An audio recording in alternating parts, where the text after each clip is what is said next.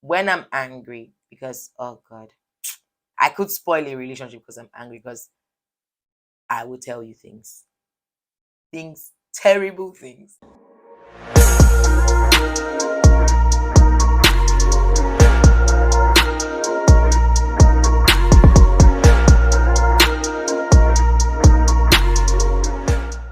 Hi, hi, hi.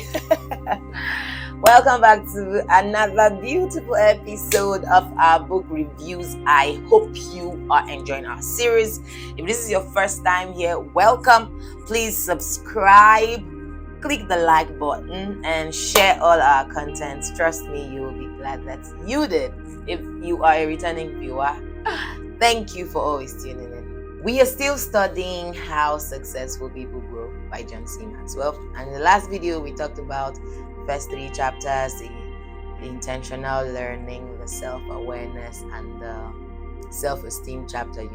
We said that we're going to expose 15 ways. The author promised to show us 15 ways on how successful people grow. And we had talked about 3 ways in the previous video. Please, if you haven't seen that video, you can go back so you can catch up what we're doing here. So let's jump into chapter 4. That'll be the 4th way, or that's the 4th way on how successful people grow, whatever that means. So let's go. Chapter 4 is titled Set Aside Time to Reflect. Set aside time to reflect. The subtitle says, Learning to pause allows growth to catch up with you. This is the stop and think chapter. Like, sit to analyze. How far have you come? What are you learning? How far have you changed? That is what this chapter is, about. Reflection is an evaluation of a thing or situation. So when you sit to reflect, you are evaluating. And the author said that an evaluated experience is the best teacher. An evaluated experience is the best teacher, because after an event has occurred, you want to sit to reflect. What if it was something that went wrong? What part did I play, in making this thing go wrong? What could I have done better? What decisions could I have taken that would have resulted in a better situation? Those are the things that happen when you reflect. Good questions are also the heart of reflection. It is important that we learn to ask good questions if we want to grow. We must learn to ask good questions. Don't feel too inquisitive, because it's in asking reasonable questions that we grow. Of course, if we're asking with the intent to grow, not just to, for asking sake. But good questions are, important for our personal growth. So we must ask questions to grow. We have now seen the importance of asking good questions in the area where we need to grow. It is critical. Thinking is critical for personal growth. Let's jump on to chapter 5. Chapter 5 is titled Embrace Daily Discipline. Subtitled Motivation Gets You Going, Discipline Keeps You Growing. I like this one. We all know that if we really want to grow, consistency is the key. We cannot stress this too much. Consistency is the only, or one of the important keys. So there are a few points here on how to grow in consistency. Number 1 is know what you need to improve. Number 2 is know how you are supposed to improve. Number 3, know why you want to keep improving. This one is to motivate you. Why? Like, why do I need to keep improving? That's for motivation. Then number 4 is know when you are supposed to improve. Let's remember that in chapter 2, chapter 2 was titled Self-Awareness, and subtitled Know Yourself to Grow Yourself.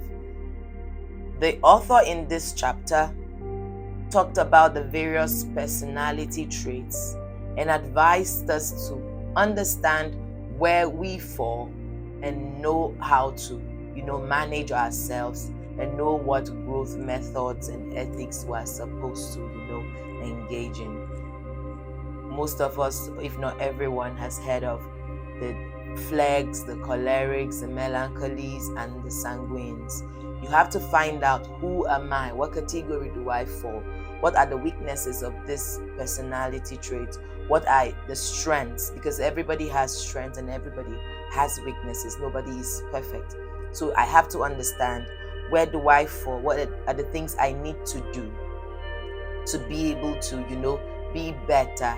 Because if you don't, the people that we consider superstars are the people who have, come to know themselves and have learned how to manage themselves. When I'm before now, because oh God, thank God for salvation. Thank God for Jesus. When I'm angry, I used to spoil things. When I mean spoil things, I don't mean how to you break your TV or you destroy something physically. No, I could spoil a relationship because I'm angry, because I will tell you things, terrible things. So I discovered that, okay, this was a weakness for my kind of personality, and I don't want to keep destroying relationships. For God's sakes, I need people in my life. So I don't wake up one day and I don't have friends. So I had to start working on it. When I'm angry, I don't talk. The only time I go to address a matter that has offended me is when I am over myself. Like, I have trashed it internally, and I know that I can hold a proper conversation and not destroy this other person. That's when I go for it. So we all have to learn to know ourselves and know how to use ourselves, because otherwise we cannot really grow. I'll read from the book for the first time today. It says, small disciplines repeated with consistency every day leads to great achievements gained slowly over time. I'm a living proof. It's not been really long as a person that I started reading. I think like maybe 6 to 7 years ago was when I started reading books other than school books. Yes. So I tried to, see how I can. I'm not really so much of a fast reader. I think you can already know by the pace in which I bring videos of reviews here. I'm not really a very fast reader. I take my time and all of that. So, but I started reading. I wanted to, develop interest in other books other than school books that I had to read because I had, exams and all of that to sit for. So I started little by little. I started picking books that had catchy titles that people recommended that were interesting, and that's how I started liking books. That was how it started. So this discipline or a change in habit or in personality, it's not like a magic walk. It's a gradual thing, but you have to be consistent, on it day by day and be deliberate about it. That's the only way it can work. Same thing for people who want to quit like a bad habit. We were discussing with some colleagues at the office recently. That was last week, and we were talking about how to drop a habit. So the person talked. I think one of the bad instances was smoking. He wanted to quit smoking. So we then suggested that, okay, if you smoke like 5 times a week, you can reduce it to 2 or to 3, and then from there to 2 to 1. And before you realize it, you can actually go a week, go 2 weeks without having to need to smoke. And one of my other colleagues now said that it's been proven that anything you can stay away from for 21 days, you can actually, anything you can do for 21 days, you formed a new habit by doing that. Anything you can do or not do for 21 days, you can actually live by or not live with. So it's not an abracadabra scenario. You have to, keep doing it. For people who are trying to cut their ration, and lose weight, you see that the first few days it feels like your body is shaking, you can't cope, you need to swallow like a pot of food and all of that. But with time, your body begins to adjust, and you see that, okay, this my new ration is actually sufficient for me, because your mind and your psyche and everything has adjusted to the new you. So consistency is key. You have to keep at it to get at it, or to get to it. Let's read a little from the book. It says, you will never change your life until you change something you do daily. That means developing great habits. Discipline is the bridge between goals and accomplishments. I'll read that again. Discipline is the bridge between goals and accomplishments. And that bridge must be crossed every single day. Over time, that daily crossing becomes a habit. And ultimately, people do not decide their future. They decide their habits, and their habits decide their future. So it means that what we do every day, it's a determinant of what our future is going to be. So it means if I want to be fat in the future, I have to decide to have bad eating habits. If I want to put on a disgusting kind of weight, I have to have bad eating habits. If I also want to live healthy and look healthy, I have to have good eating habits. So the daily habits determines our future. The author advised us to move from goal consciousness to growth consciousness, because when we are growth minded, we'll still achieve the goal. But when we are goal minded, we may not grow, because we're not addressing the growth is the primary thing. The growth is the fundamental thing. It's just like saying, telling a child to wish, a girl child to wish they could have a baby. But you don't need to wish that if you would just but grow. When you grow up, your reproductive system would mature on its own as a result of your growth. And then you get married, and then you can have a baby. So the goal was to have a baby, but the only solution was growth. So the author said, be growth minded and not goal minded. I'm going to put on the screen the features that he listed that people with goal consciousness have, and then that of growth consciousness, so we can see right about now. But I'll also read it. It said, goal conscious people focus on destination. Growth conscious people focus on the journey. Goal conscious people motivate you and others motivates you and others, but growth consciousness matures you and others. Goal consciousness is seasonal, but growth consciousness is lifelong. Goal consciousness challenges you, but when you are growth conscious, it changes you. Goal consciousness stops when a goal is reached, but growth consciousness keeps you growing beyond the goal. So this is why he's saying, be growth conscious and not goal conscious. Because when you achieve the goal, ultimately you just, okay, let me plateau here because I have achieved what I wanted to achieve. So that's that for chapter 5.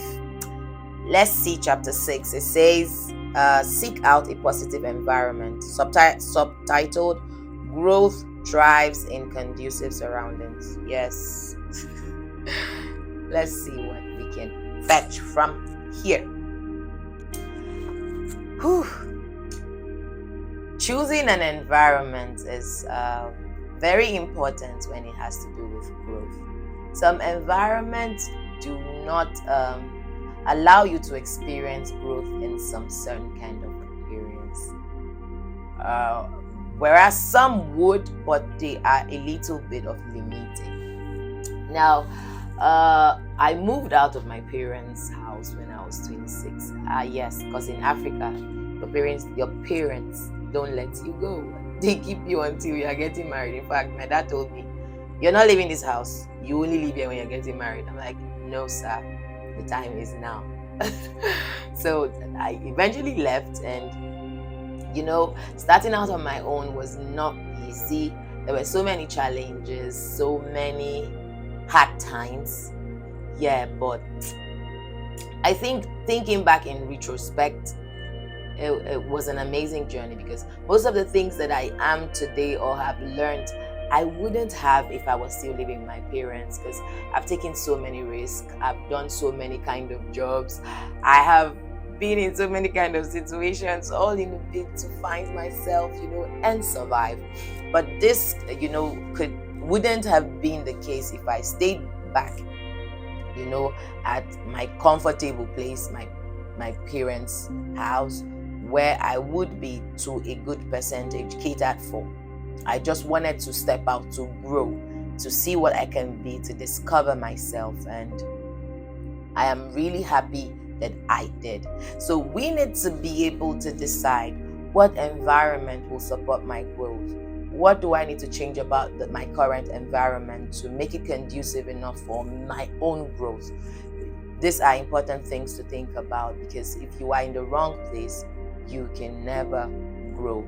Sometimes you may not need to move from where you are, but you need to change a couple of things. If that is the case with you, please take those things you need to change seriously and go ahead to change them, because if you don't, your growth will be limited. Also, one of the important things to do with your environment is to hang around people who encourage you, because this thing called social mirror is really important. I think we talked about this social mirror thing when we were reviewing 7 Habits of Highly Effective People. That was the first book we reviewed on this channel. If you haven't seen the videos, you need to see it. Interesting series. But that's by the way. So, because some of the things that people tell you actually affect you. So you have to hang around people who are like they are a positive whatever to your life. They are not negative influences. They make positive additions to you. Hang around those kind of people. There are a few things to consider when changing your environment. One is assess your current environment. Okay, I am here today. What is this place doing to me? What do I need to? Am I growing here? That's what it means to assess. Analyze your environment, your current environment. Number 2, it says change yourself and your environment. So if need be that you need to change your environment, then please take that step. Number 3 is change who you spend your time with. We just talked about that now.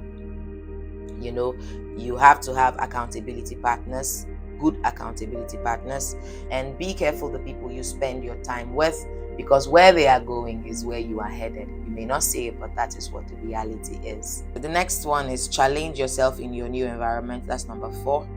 Number 5 says focus on the moment. Yeah, you may have lost a lot of things in your old environment, but what can your new environment fetch you? So focus on that. Finally, number 6, it says move forward despite criticism. Move forward despite criticism. These are the things to consider and do when you are choosing a new environment. Actually, when I moved to the city where I currently live, there are kind of jobs that I took up that I wouldn't have taken up if I was staying around, familiar people, where I had to bother about my self-image and my image before the eyes of the people. So I moved to a place where nobody knew me, and it enabled me, because I'm here now, nobody knows me and nobody knows who I am and where I'm coming from. It enabled me to get my hands dirty, on really, really menial jobs. I did a lot of menial jobs, and before I got a proper job, that my degree got me and all of that. So if you have to move to a new place to be able to, remove all that entitlement mentality, I am entitled to get a job in a Fortune 5 company and all of that, and start from the grassroots wherever you are. But sometimes the environment where you are will not allow you to do a grassroots start, because it'll be like, do you know who your dad is? See where you're working, or do you know who you are? See the kind of job you're taking up. Please move from there, because it's not really going to encourage your personal growth. Now, chapter 7 is titled Become Highly Strategic. Subtitled To Maximize Growth, Develop Strategies. To maximize growth, develop strategies. So I wrote here, I said, to win or grow, We must develop a sense of urgency and a pro-strategic mindset. We must develop a sense of urgency and a pro-strategic mindset. I would like to explain this a little bit. We all have like an ultimate dream, an ultimate vision. We talked about the widely important goal when we were discussing about the 4 disciplines of execution. So we all have that widely important dream that we are trying to achieve. Now, but if we are laid back and we don't make decisions, get to work on it, put time frames,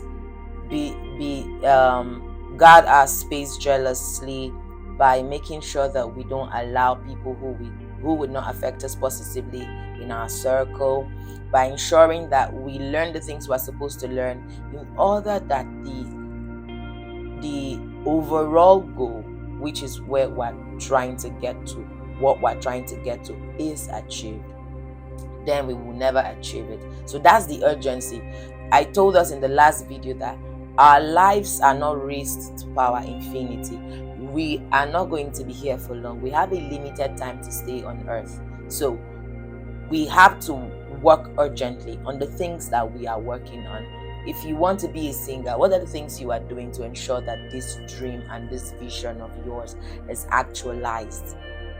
Do you follow? So what am I proactive about on the things that I want to achieve?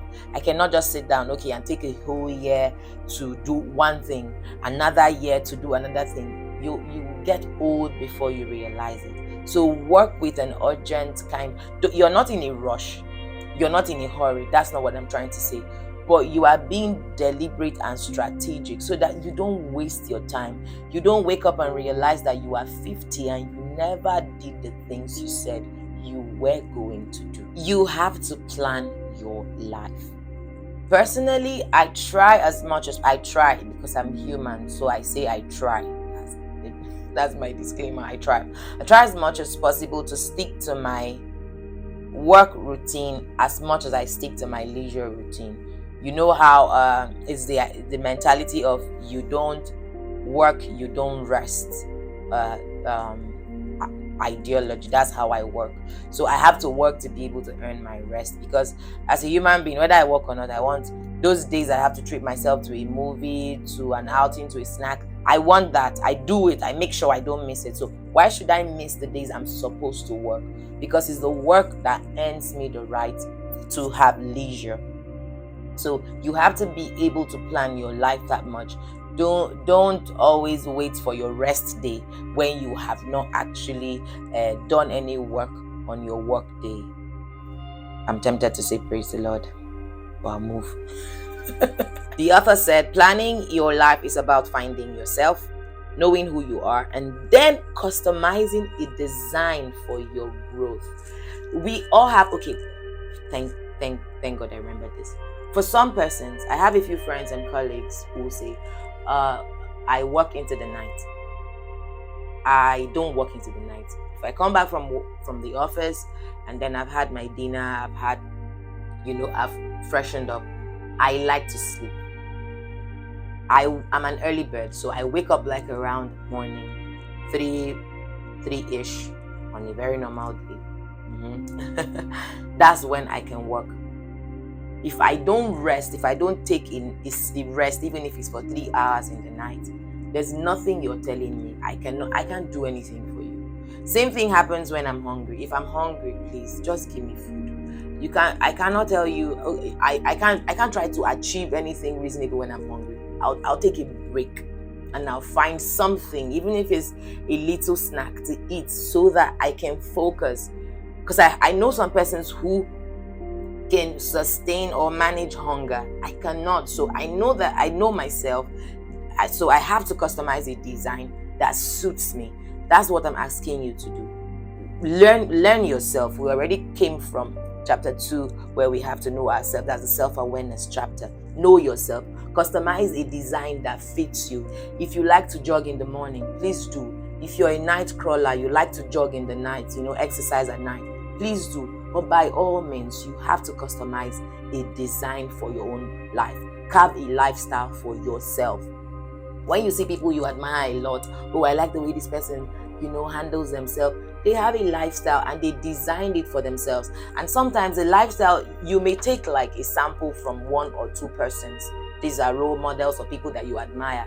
But no 2 persons have the same exact 100% the same kind of design or the same kind of lifestyle. There's really something that makes you unique. So even when you pick a thing or 2 from this person, the fact that you pick 2 from here, 2 from here, and 3 from here, it makes your own system a special system designed for you. And the beautiful thing is that it was designed by you. So in essence, what I'm saying is this: develop a systematic way of living your life, of doing things. These systems can be seen as processes and procedures. Like I said, if you have, this is how you want to live. Okay, I have to take a cup of tea in the morning before I leave for the office, or I have to take coffee at night. It's your system, it's your process, it's your procedure. You determine it, but you have to have a system for your life. So systems can be seen as processes and procedures designed to help you achieve specific goals. So as you're doing that, even when you are trying to achieve goals, you have to use systems and processes and procedures. All of that is important. Design a system that suits you. The good thing about systems is that they are predictable. You already know that if you do things a certain way, you get a certain kind of result. So the systems help you predict your results. You have to have systems in place. So you cannot be a wake up and go person. Be deliberate about the way your work schedule flows, or your itinerary for the day flows. There are days I wake up and I have these things to do. There are days I wake up and I have these other things to do. I try not to do everything every day. I put things on certain days, certain time frames, certain schedules, certain calendars. So you have to develop a system for yourself that suits you. And then some of these systems you can borrow. I have already said you can borrow. Some you can design for yourself, as long as the system suits your personality. Your system must be simple and straightforward. Simple and straightforward. And you don't have to hesitate to abandon any system that no longer serves you. You don't have to. I've abandoned many systems. Whatever doesn't serve you, trash it. Develop a new system for the person that you are today, for the place that you are now. There are a few things that make up a good personal system. I'll read them out now for you. It says 1, you must take the big picture into account, that's into consideration. Where are we going? What's the big picture? Then you must make use of priorities. What are important for the things I want to achieve? Then you must include measurements. Please, because of this chapter, I'd like to refer us again to the book that we reviewed on the 4 disciplines of execution. Very important. Please find time to watch those videos. I think it's about 4 to 5 video clips on this channel. Please kindly go back to watch. Then I said you must include measurement. Have I said that? That's number 3. Number 4, you must include application. You've developed systems. Where do you use them? You have to apply the things that you've developed.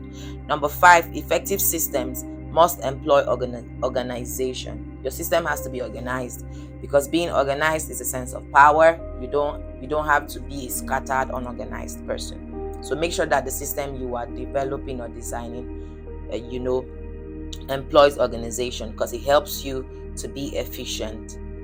Then number 6, you must promote consistency. Your system must promote consistency. So if you're developing a system of habit, a system of whatever, it has to promote consistency. All of these things are important. As we draw today to a close, I hope you can number a couple of things that you have learned. I feel really happy shooting today's video. I was actually contemplating if I should shoot this or not, because I wasn't feeling in top spirits today. But I said I have to, because I have to stay committed to this cause. I hope you learned a lot. I am happy to always bring you this beautiful points from this book.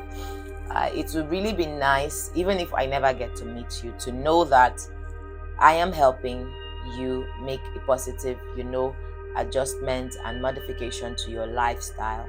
Please do not fail to encourage people around you as you are being helped. Help the people around you too, to see that their lives can be better only if they will do things the right way. Thank you so much for finding time to watch today's video. I hope to bring you the follow-up videos in a short future. Have a beautiful day. Bye. Don't forget to like, share, and subscribe to our channel. Help us to grow. Thank you so much again.